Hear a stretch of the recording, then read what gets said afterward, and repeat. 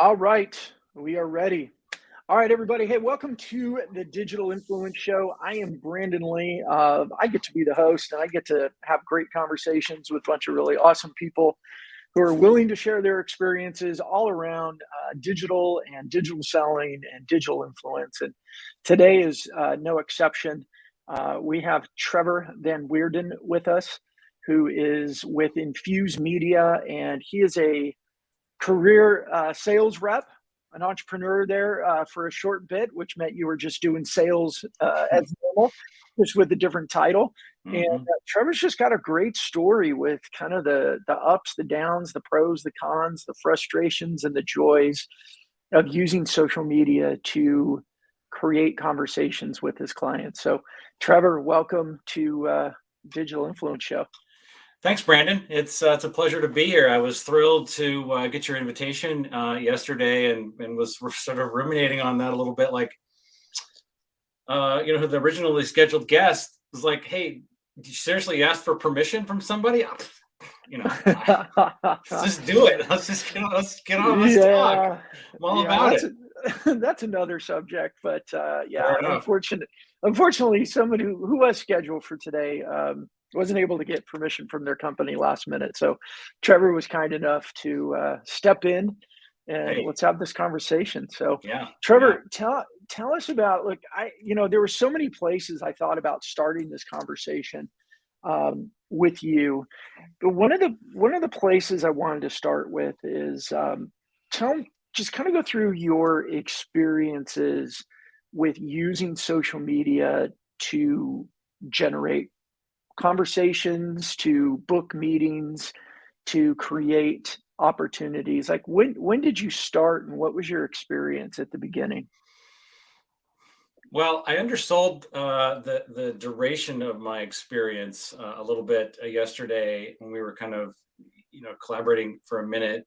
It's actually been closer to 4.5 years. I picked up a book by Robert Cialdini, and I think that's how you pronounce his last name. And it's the psychology. Cialdini. There you go. Yeah, Cialdini. Yeah. Dude, that guy, he blew my mind. And this was in 2018, and it was about the psychology of influence. And that really marked the beginning of when I began to connect all the dots between like what could be done in a social context, because the things he was talking about with regard to social proof and reciprocity and a host of other topics that he hits were so consistent with how one behaves in an ethical way in a social environment.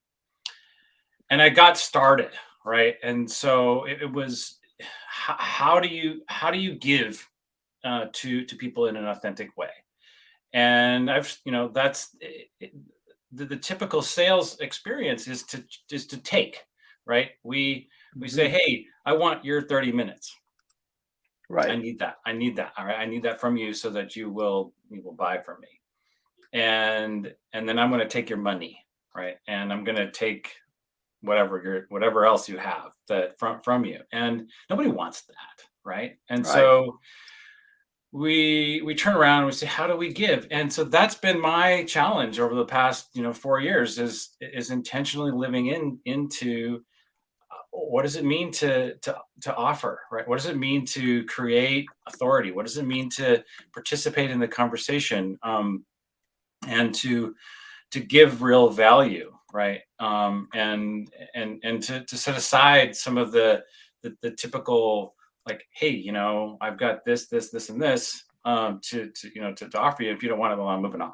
Well, no, I can just be intensely curious and to live into that curiosity in an intentional way.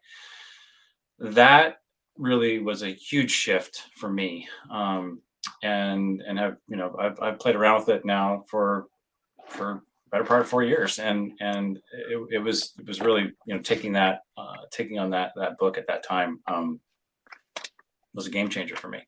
Yeah. It's also, that's funny too, because it was February of 2018. And I think about this, I was doing a ton of email, like just like cold email blasts, like ridiculous amounts, and up to I was using Google as my sender, up to what it would allow, right? Like I would occasionally, I got, pushback from Google, and they were saying like, dude, you stop, right? You're over the limit. and in February of 2018, all of a sudden I went from getting reasonable, like measurable response to zero, just like, and I was like, what? And it was when was this that you went from reasonable to zero? February 2018. Okay. So pre-pandemic, which is very interesting. Yeah. It like, I don't know what happened. I mean, I still don't know. It's still a mystery. But ever since then, any kind of cold email that I have personally tried to send, it just, the response rate is really, really low. And rarely do I get. Now the thing is, like, am I on a black box? What's going on? I mean, I can send email and I can get responses. I mean, I don't think I'm hitting spam, but I don't know what happened. So I had to like own that, right? So then it took a better part of 6 or 7 months to figure out, what am I going to do different? How am I going to behave differently, right? And then it took better part of several years until I figured out, oh, this is what that looks like. This is how one goes about that. And then I, came across your post one day, and it was like, oh, wait a minute, I need to shift into kind of an intentional system to manage my daily flow in a fundamentally different way. And so that's really only been over the past a couple of months, really. I mean, and the quality of the conversations that have emerged since really taking more intentionality around, like, what am I saying? Who am I saying it to? And am I being really real? Those conversations have just improved, dramatically. Like not even the same planet of quality. Wow. So I want to go back. I'm writing a bunch of notes down because I want to come back to a few things you just said. But normally I just like to ask questions and let you talk. But I've got to share this. So Robert Cialdini, in that book, or at least the earlier version of that book, I wrote my senior thesis in college back in 1992 based on that book. Nice. And I did experimental work in persuasion, and I did a study. My undergrad degree was psychology, but I did a study around the psychology of persuasion. And that book, and Dr. Cialdini, he's a professor at University of Arizona or Arizona State. I can't remember now, but back then I think it was Arizona State. That book was the foundation of my career. And everything I've done inside of sales and marketing is really focused on that book and the book, How to Win Friends and Influence People. And what I took from both of those over the years is really summarized by what you said: how to be intentional with people from a place of being genuine. And that's been the focus of everything that I've done. That's why we get along so well. I seriously think, it's like we're drinking from the same cup here, man. I mean, it's because it really is about being, real. I mean, Cialdini talks about that. Like you can't fake it, right? You can't fake it. The other thing that actually happened recently too, which gave me permission in a way to like own this authenticity, was I can't even remember now. It was Dremio's. They did it a virtual event, and they had Cal Newport came and did a keynote. And so Cal Newport wrote this book called Deep Work, and I listened to it, and it was pretty cool, but it wasn't really what stuck out for me. But Cal Newport wrote this other book called So Good They Can't Ignore You. And I haven't actually read it yet. I just read the summary, but it was so great because what it said was, look, you can be passionate about something that you didn't, that came on, right? That because you became an expert on it, you could own and be passionate about it. So it kind of like gave permission to say like, golly, I'm really into demand generation. I'm really into what the nuances are and what is evolving and why this is important. And because I have become an invested expert in these topics, right? And the emerging topic of revenue operations and how does that work? And our CMO is going to take on quota and all of these various kind of crazy things that for most people, aren't really that interesting or compelling. This idea that Cal Newport wrote this great book that apparently was very popular that I haven't read yet, but still, it was like I got the idea. Like it was like, okay, it's okay to be authentic because I have invested in being an expert, and that over the last 3 months has really increased my confidence in going out into LinkedIn particularly, and with people who I have a lot of respect for and who've got followers, and to say, hey, guess what? I have an opinion, and it's valid, and it you may not agree, but it doesn't mean that I'm not researched and can have something to say here. So it was that kind of that 1-2 punch that has made a big difference for me.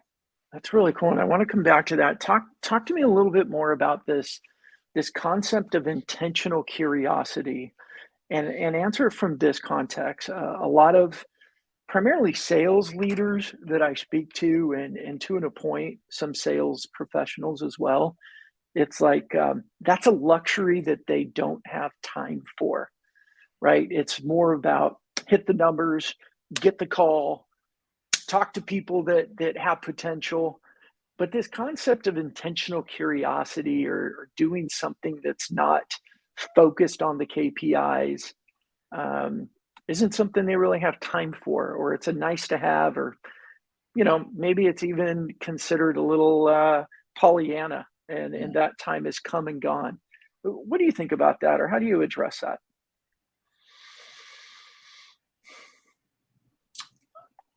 I don't think we have an option if we're going to evolve as salespeople. I mean, I literally, I was commenting on a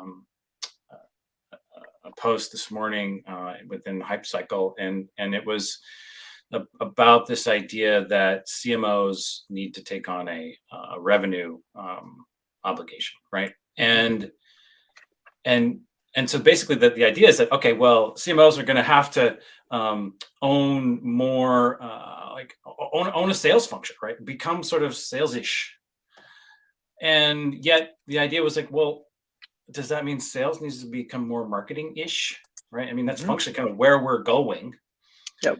And so intentional curiosity is a mandate within that, right? If we're headed toward the sort of hybridization of roles within a revenue construct, I don't see how we cannot be intentionally curious and still have any degree of convincing authority. Like, how do we develop that, right? And the Cialdini concept, like you have to be authoritative. You have to, in order to have a real conversation, I got to know what I'm talking about.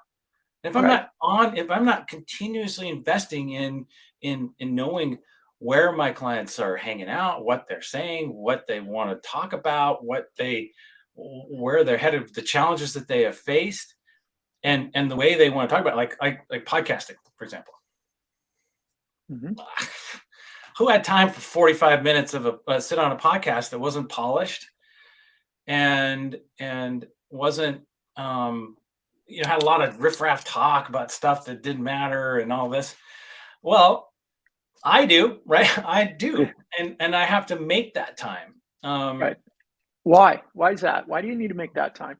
Because I'm finding that the conversations that are being shared in this podcast context by people that I'm really interested in are deep and revelatory, and I get these great insights about what they really want, and that's where my clients are hanging out, right? They're hanging out in this podcast environment, and now I've kind of opened myself up to it. I'm like, oh wow, this is fascinating stuff, and I'm getting better. I'm learning more. I'm learning about kind of the evolution of where they've been, what they've tried, what they want to go toward, and then how to integrate. Okay, well, I'm a player in this market. What am I going to do? What am I going to say? And how am I going to evolve with them And if I'm not listening to what they're actually saying, because, they don't really want to sit on a 30-minute demo call, maybe at some point down the road, hopefully, but I can get a heck of a lot of learning happening. And if I'm not intentionally curious, right? If I'm not intentionally saying, where are they? What are they saying? And how does this integrate into what I already know? Then I would never sit on a podcast, right? Because I'm too busy trying to hit some KPI number, right? Trying to hit an activity level or whatever that doesn't meaningfully make me better or more effective, more authoritative, representative of the company. Yeah. So is this like an answer of quality activity versus quantity of activity as a sales professional? I think we evolve into that. Yeah. I mean, it has to be quality, I've worked, salespeople who've been salespeople for any period of time. I mean, we all to say that there isn't, that you can't meet an activity quota, dude. I mean, if you can't meet an activity quota because a boss told you to hit an activity quota, then right. And yet we're all trying to figure out how do we get to that? How do we get to the ultimate KPI of revenue, right? And there's a gap there, right? And so somehow management wants to measure these, these activity things, and because they're saying, okay, if you have this activity, then eventually you're going to get to the revenue, and we can make that correlation, right? And so, all right, and but then there's causation, right? I mean, which is what's what, right? Well, what if the activity's wrong? It could be. I mean, what you said is in 2018, what I heard you say is that the activity of sending out emails did pretty good, and then one day it didn't. But if you're still doing those activities that aren't working, is that causation or a positive causation there? Yeah, I think you have to question it, right? You have to continuously question what you're doing, and are you hitting, your ultimate, goal? And I think we can even say, are we hitting? One of the things that's come up kind of across my radar just in the last couple of days is this notion of pipeline generation, that the marketers can contribute to pipeline generation as well as salespeople. And so we can kind of look at that, even if pipeline kind of evaporates for reasons that are outside of our control, like war and pandemics and things. Right.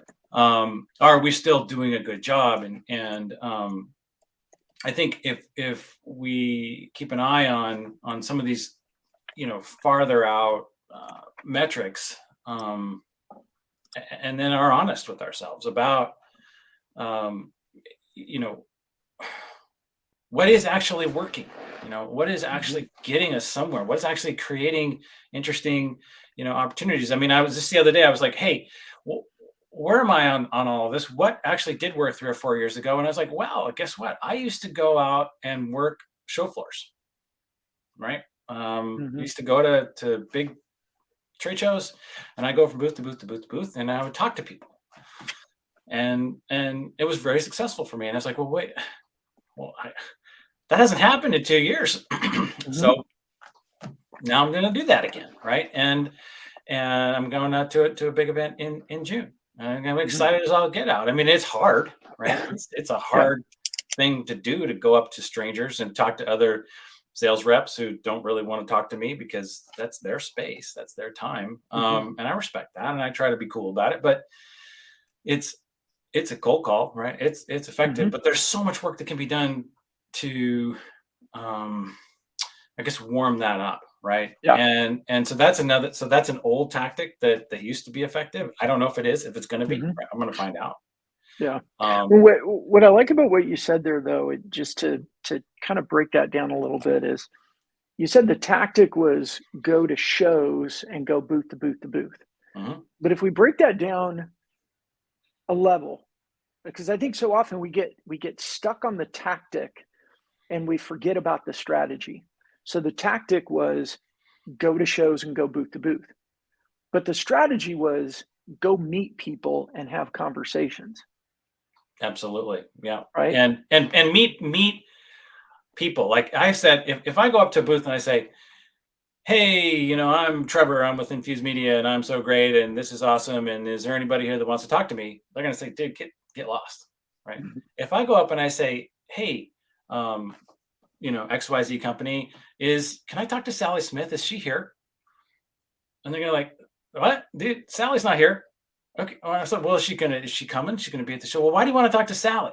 Well, I want to talk to Sally because she does this, and this for your company, and she's the person I need to reach. And they'll be like, oh yeah, well, I guess what, Sally's not here, but I can connect you over here to Vicky, or John because they work together. And now all of a sudden this conversation happens, right? So if I'm Right. prepared in a way that is strategic, right, that isn't just all about me and what I'm going to do for you in this context where you've paid tens, if not hundreds of thousands of dollars to go and try to sell your own stuff, I get nowhere. Right. So, how is that translating into social media for you? And let me ask it this way: what I heard you say is that the strategy or the tactic was go to shows. The tactic was go booth to booth. The tactic was be prepared to go ask for a specific person to create a conversation. And that was a way that and correct me if I'm wrong, I don't want to put words in your mouth, but Mhm. you expanded your network, you created conversations with the goal of developing those into opportunities. Uh, The role of social in this is foundational as well as sort of the roof, right? It's like if you say the tactic is to actually go to this event, try to meet people. Um, Social is everything up to that, right? How do I know who it is I want to talk to? How do I know that it's Sally, Vicky, or John in this example, right? How do I know that they might possibly be there? How do I begin to create any kind of relevant input to whatever it is that their company is going through, and whatever it is, whatever challenges that they may have had, that I may be able to help with, right? And how do I prepare myself to actually have a reasonable conversation? And social is all about that, right? Like if I can create a conversation prior to this event, and then have that in person opportunity, then it becomes extremely powerful. And it's without social, then just imagine what does that look like? Okay, well, it's some emails maybe, and maybe pick up the phone and call, but I have no insight. I have no basis for influence or establishing my own authority, my own sort of expertise, or anything. Right? Really, it's just another hustler, and that's Yeah, just not it's not who I am. It's not. I had no interest in that. Like yeah, that doesn't lead to long-term relationships. It doesn't lead to the facilitating the transfer of value between parties. Right. That's ultimately what we do. right, And they don't want to. They just think I'm just you know another hustler. I don't want to be that guy. right. So how is that the difference for you, Trevor, from being seen as another hustler, as I'd say, just another salesperson, versus being who you want to set yourself up to be? And I've heard you say things like being authentic and do I know what I'm saying? Am I being real?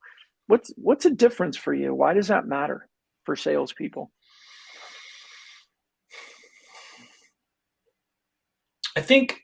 I mean, the first thing that comes to mind when you say that, and sometimes my brain can sort of go tangential, but it the first thing that kind of comes into mind is my very very first sales job. I worked for Merck Pharmaceuticals.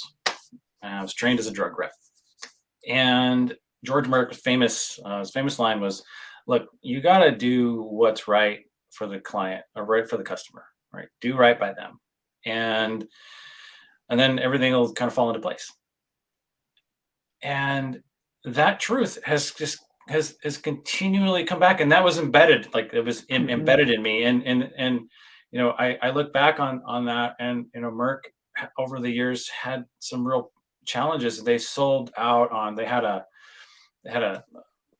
pain med that they did some stuff, like they kind of fudged some numbers, and it was directly in opposition to what their mandate, right, their core mandate was.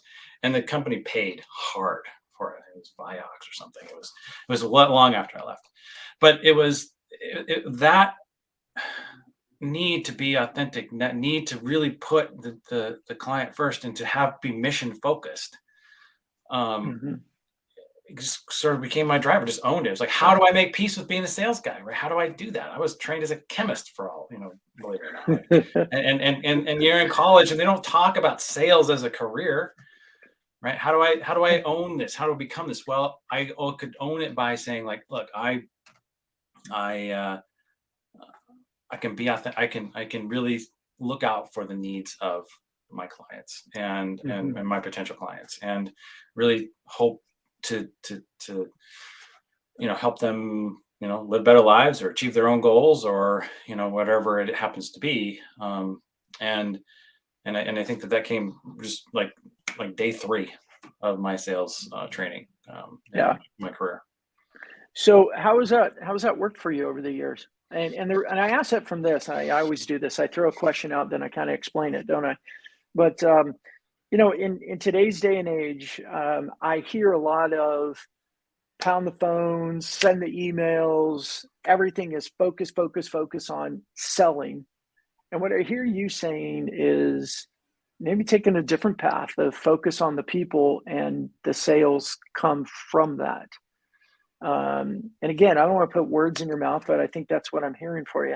How does that work for you in this modern era? I learned a long time ago that I didn't have to win very often to win enough. And so what that meant was that I could, as a sales guy, right? You get used to hearing no, right? You get used to that. And yet but it still sucks, right? You still don't want to hear it. You still hate it. It still gets you off your game, gets me off my game, right? Yeah. And so I think I don't want to continue to do things that elicit more no's than yeses. Mm-hmm. And I'm willing to wait for the opportunity, or at least the chance that the yes is much, much more likely. And Mm-hmm. I imagine that most salespeople would agree with me, to an extent, that they're not being just browbeaten by their managers to hit certain types of activity numbers.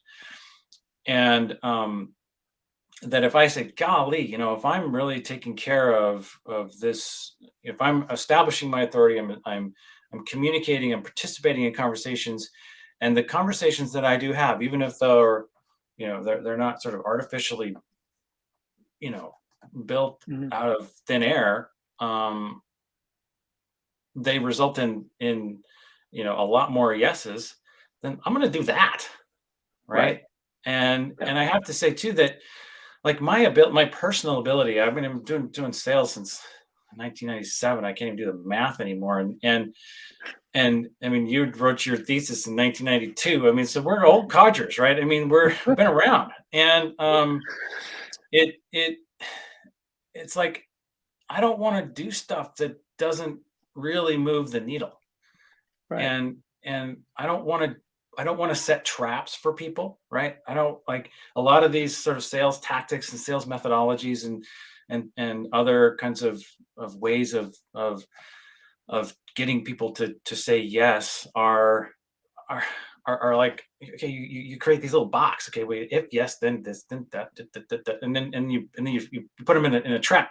I mean, wait, that's not human, right? Right. I don't want that. I can sense that and feel it from a mile away.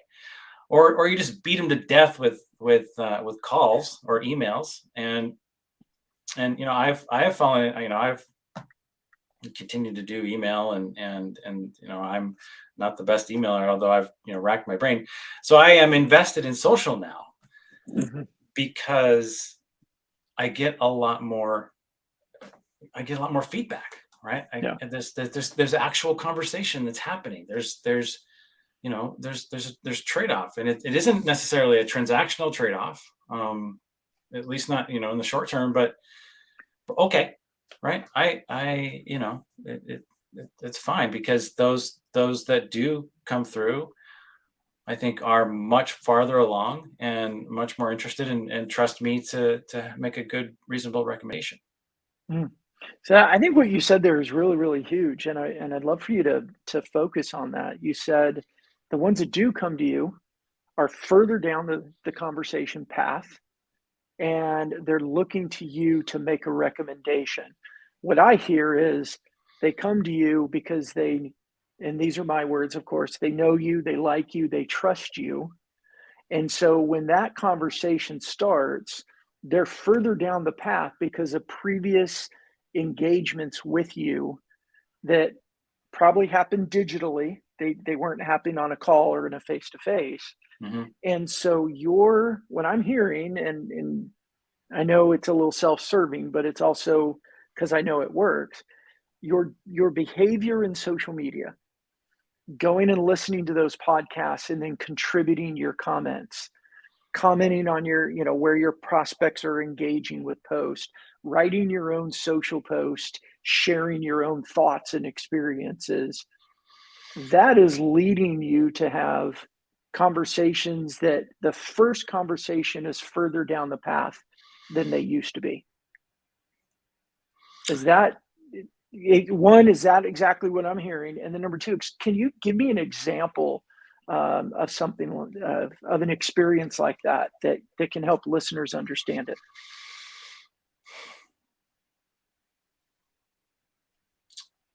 I think so. It's nuanced, right? And it's nuanced because I'm not, my intent is to be authentic. Mm-hmm. Okay. And my intent is to establish myself as a credible resource and a credible voice in the space in which I operate. And that I am consuming extraordinary amounts of content, and I am, like you said, translating that to um, my own sort of interpretations, and putting it out as my own sort of uh, position Content. statements, Yeah. and comments, and so on, right? And so, to your question, it's it's yes and yes. I mean, but it's harder because it's like I'm not thinking about it that way, right? I'm not saying like, okay, today I've got 68 contacts, and did was that person farther along in the buyer's journey when we actually had sales meetup? Maybe. I mean, is my ultimate number, is it grow? Yeah, my number is growing. And where did it come from? Well, it came from any number of things that I did, and said, and talked about, and this referral led to that referral, and this meeting went really well because I actually had something interesting to say, and wasn't just kind of flat-footed. And so it isn't I guess my answer to you, Brandon, is I'm not seeing it linearly right now. Right. Right. I mean, I can say that because I was in social, I figured out really, really fast that one of my previous customers with whom I didn't have a super meaningful relationship, I was able to detect that she had changed companies, and reached out and was like, oh yeah, this and that. Okay, here we go. And then poof, right. It was a really needle moving opportunity that came about, because I was in the space, I was engaged, I was right there, I was following along, and I could see that, okay, this is all the stuff that's happening. And so that happened. Right. But see, the conversations they don't feel like they used to feel. And maybe, I don't know if that makes sense, That but totally makes sense to but I'm me. but I'm Yeah. but I'm reflecting it in the moment and saying like, okay, was that a sales conversation? Huh. I don't know. It was just a conversation, right? It Right. was just me just trading, me saying like, yesterday I was listening to this podcast, and up in the podcast came this idea that, well, you know what, doing a text version of the podcast, yeah, we want to do that, but guess what? That's kind of a pain, right? That's sort of painful. And so I'm like, hey, I know how to do that, right? I can do that, right? I hooked up Audacity, and then I got this other thing called Milk Video, and I know the guy who founded that company, and he's really cool, and they're super supportive. And you push them together, and you can create your own transcript of a podcast just like that. It's great, easy. And you get copyright issues or something, right? You can't just like distribute it, but I can use it for my own personal needs so that I can go back into the podcast and I can remember what happened, what was said. I can create meaningful, right? And I can offer that then back to the community. I can say, hey, here's this question came up. Here's how we do it. Now, is that a sales conversation? I don't know, but is it adding value? Absolutely. Does it make me look like I actually listen to podcasts and have to deal with them and know what that reality is? And I can relate to this reality of doing it, even though I'm not a podcaster. Yeah, I can. Gosh, you said so many good things right there, Trevor. And I want to try and unpack some of that for listeners because I don't want them to miss what you just said there. I think number one, what you're talking about is a difference. I think where so many companies have gotten lost and set back in their success is because they're so focused on the wrong stuff. They're so focused on KPIs that they're missing on the valuable activities that actually move the needle. And that's why I heard you say with this customer, through your social interactions, doing your research, listening to what people are saying in a digital manner, which is what social does, you discovered that one of your past clients moved to a new role and you got re-engaged. And I would venture to say that it moved to a more accelerated sale because of the previous relationship. But if you weren't socially active and you didn't have your ears tuned and your mouth ready to speak and get right engaged socially, not just, oh, hey, I saw on Sales Navigator that you changed your job and here's my email going, can we schedule a demo? Mm-hmm. That probably would have been ignored. But the way that you did it actually moved the needle, and there weren't as many simple KPI check boxes to check off. Is that a fair summary of what I heard you say? Yeah, I think it is. I was listening to her, right? Like I was intentional about listening to her because she and I had a relationship already. And that's one of the things that your software has really fundamentally transformed my process, right? It's not waiting for LinkedIn to give me a feed or Sales Navigator to give me some sort of prompt, right? It's that I might miss because the home, that algo is crazy at best. It's me saying, I am intentionally going to listen to these people, right? Or these companies. And I'm going to go out every 2 or 3 days and I'm going to look and I'm going to see what they said. I'm going to see what they're interested in. I'm going to see what they are and how that relates to the overall, conversations that are happening, not only with them, but with other people who are also, doing, very similar activities. And so that intentional, proactive stance, I think, is sales functionally, right? That is because that's what we're charged with, right? We're charged with going out and getting things done and turning conversations into revenue and in an ethical way. And so that's what I think what we're speaking to. It's like I was listening to everything she said, and then I was like, well, you changed jobs. Well, that's interesting. Oh, wow, congratulations. What? Tell me about the new gig, right? It wasn't like, oh, we should do a new, demo.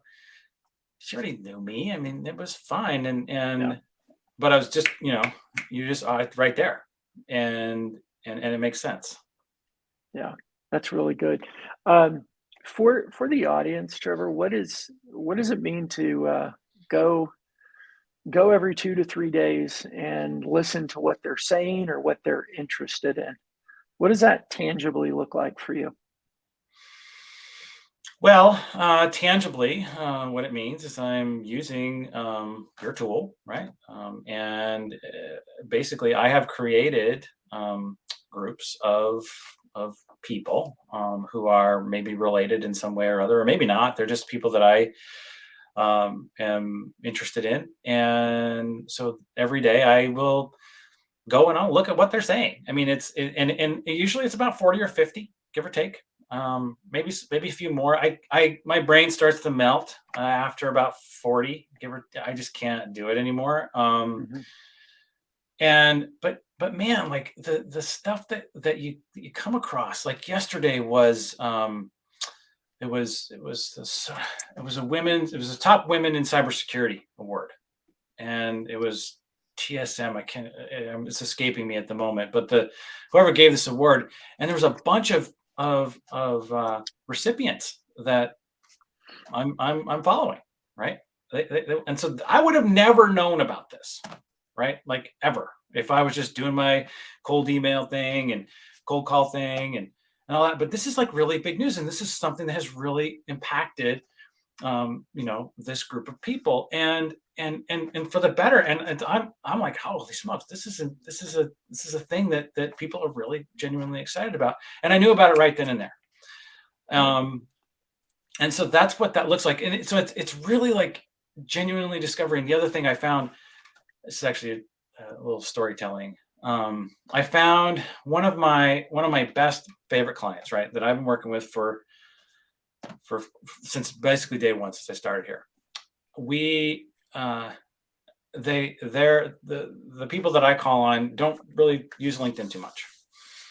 And so, I don't really see them in the feed, right? It doesn't come through. Maybe I wouldn't, but I saw this thing where they were doing a fundraiser. It was awesome. It was a nonprofit charity thing. And I caught it. And I'm like, oh, that's cool. Let's support that. So I go out to my CEO and I say, hey, Alex, we gotta get behind this. These guys have been our clients for over 4 years. Let's support this nonprofit fundraiser that they're doing. And he did. He was like, yeah, no problem, let's do it. But it's that kind of thing where and I felt really great about who doesn't want to support that, right? I wouldn't have known if I didn't, on a daily basis, with a cadence, in a systematic, process-oriented way, say, what are you saying today? What are you saying today? And I care about what you're saying, but I have to manage that effort in an intentional way, and trust that I'm going to make the right call when I see something come up. And so so there's a couple of that's what I like about that is what you're speaking to. And I think I've had 2 or 3 conversations this week where they said, I wish I was better and more consistent at going out and seeing what my clients or my prospects were saying in social media. I don't. And what I hear you saying is you should, because it pays off, right? Unequivocally. And I went on vacation, right? I went on vacation and I got out of that sink, right? I got out of that, and we all, the advice on LinkedIn without question is take your PTO. You really need your PTO. And okay.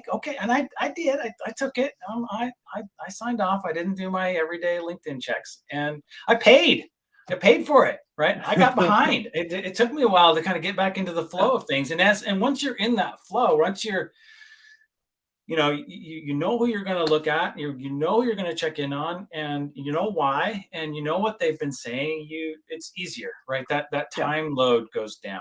You and I talked about that last week. It was like, it's hard at first, right? It does take time, and it feels like it's always going to take that much time, but it doesn't.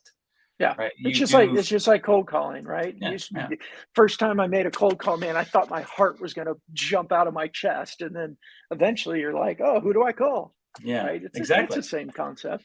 It's the same thing. You just know, like, oh yeah, this award went out, and okay, I saw that there, and I saw that there, and I said, holy smokes, look at all these people. Great. Now you integrate that, and now I can play with it, some more today, and build up on that. So it does get better. Yeah, and Trevor, I mean, I was just writing down a few things that you've said as we've been talking and you've been sharing. As I mean, for people listening, I mean, this being intentionally curious about your industry, about your prospective customers, means listening to what they say. I mean, I think one of the things I heard you say that I think is just brilliant is listening to a podcast and then kind of reporting on it to your digital network. Go, hey, I listened to this podcast and here's the things that I learned and here's what I think's important. Like what that does, we hear a lot about buyers look for subject matter experts. But then in the same vein, you'll hear salespeople that go, I don't create content. That's a marketing job. And it's like you miss immediately. And it doesn't take much to be perceived as a subject matter expert. It's just read something, watch Yeah. something, listen to something, and say, hey, this is what I liked about it. And if you've been in your industry for any amount of time and you've served customers and all that, you've got experience. You just got to share it. Yeah, you I just got think, to share. You got, and you have to trust that you actually have something valid to say.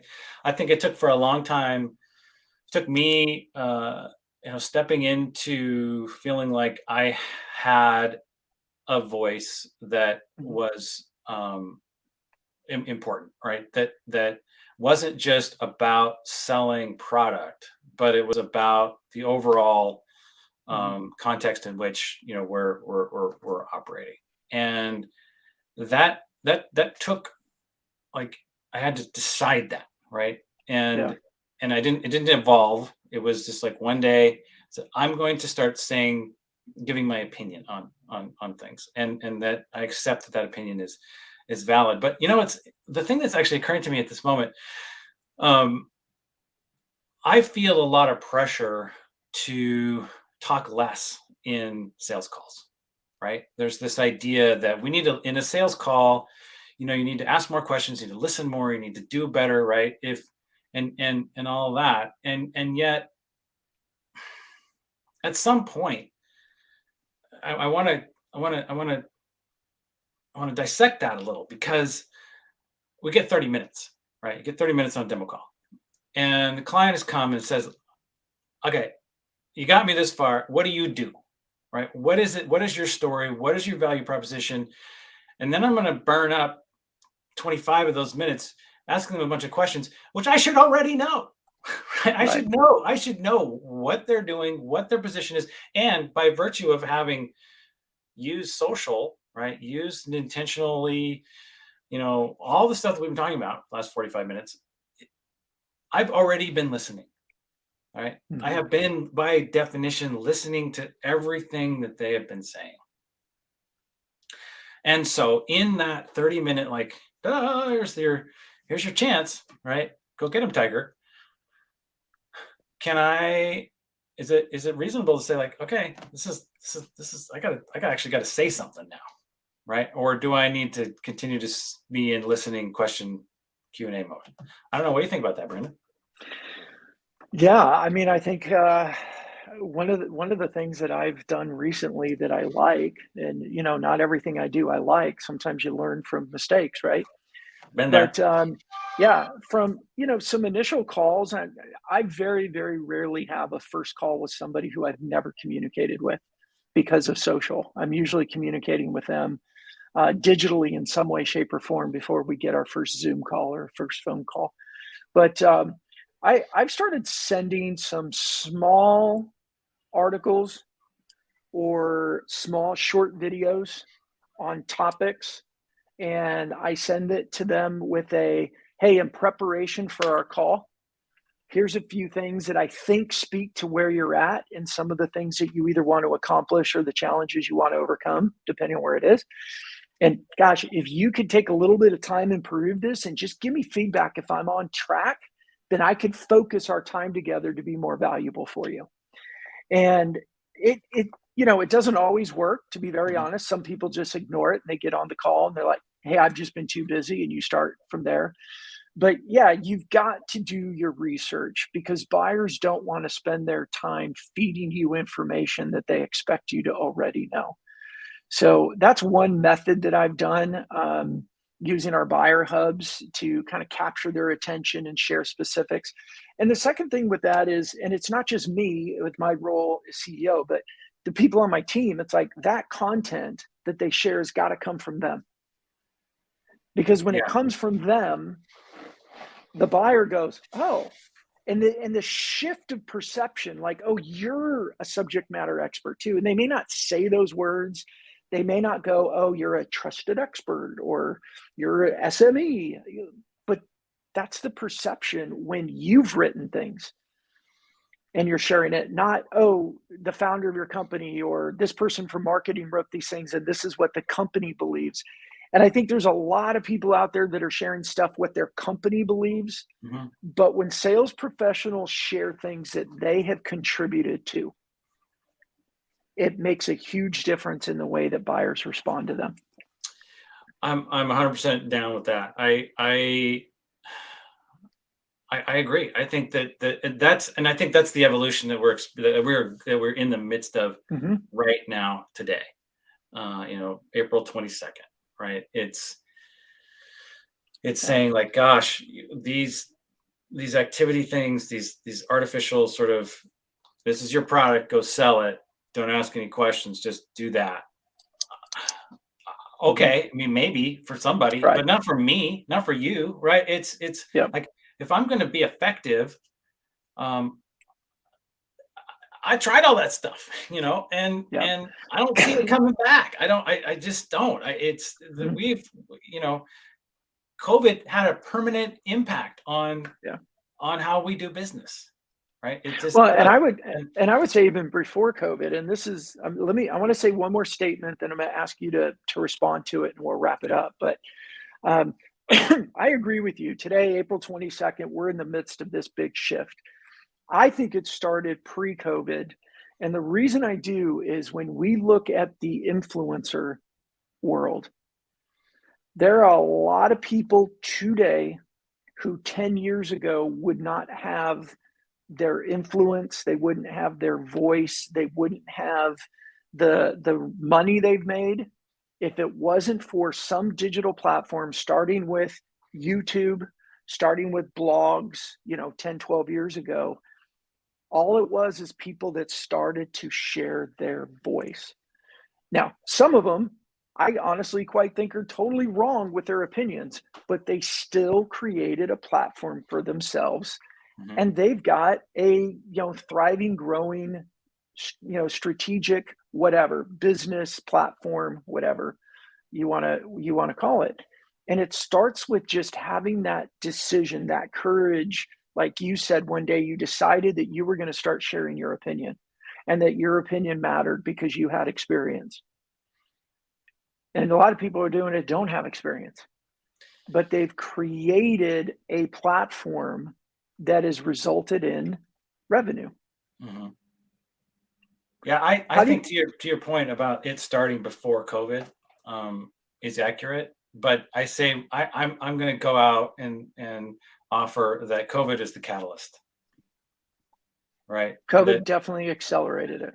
That hockey stick effect, right? It's like now permanent structural changes have occurred, right? Where like Infused Media, for example, is now a virtual company, right? We, for all intents and purposes, shut down our Newton office.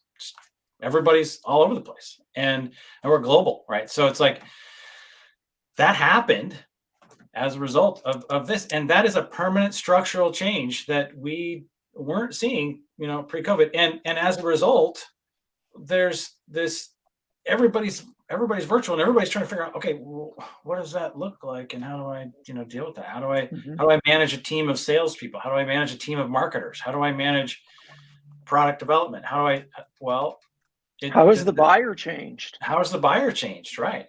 And buyers who are living in these environments, and so I got to say the foundation, all the pieces were there. Zoom existed right before COVID.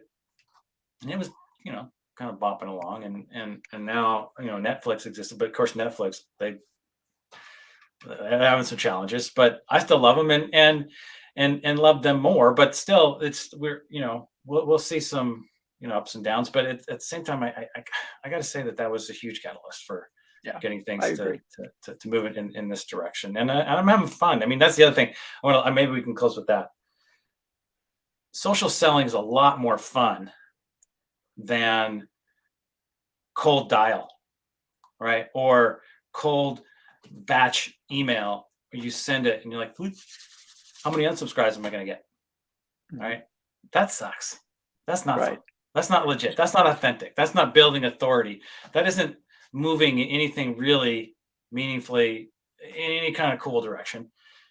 But social, it's awesome. You know, constantly learning, constantly engaging, having real conversations that are, you know, making me a better rep, so that when I do talk to somebody who's ready or down the road, I have more anecdotes, I have more experience, more reference points, and know more about my industry. And that's awesome. Yeah. And most importantly, has it moved your revenue and commission needle? My revenue and commission needle is doing just fine. I am way up over where I was at this point in 2021, and it's not because I have sent 10,000 more cold emails. Yeah.